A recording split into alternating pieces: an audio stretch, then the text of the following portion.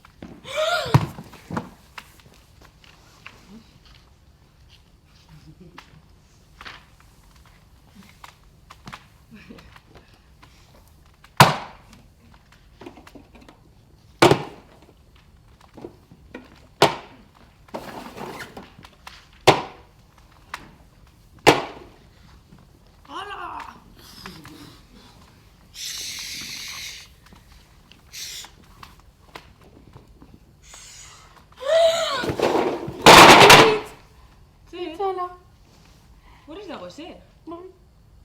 Lorea, benetan, beti berdin. Jarraitu jorazten ni, hemen dago irakurtzen, benetan.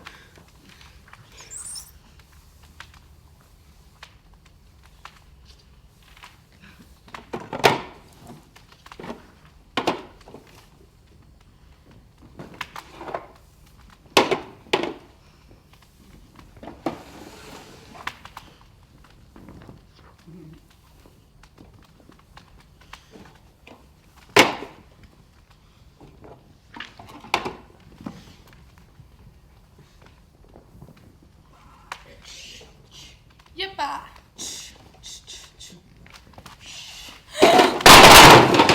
Ai, Lorea, ze?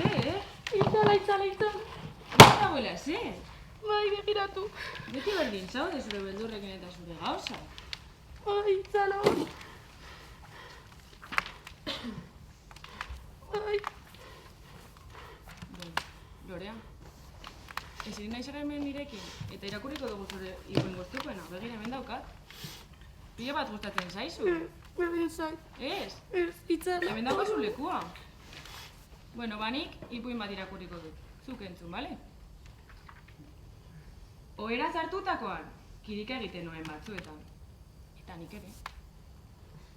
Baina, gau batean, badakizue zer gertatu zen gau batean? Lorea? Zer.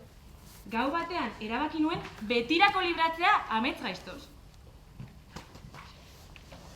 Begira.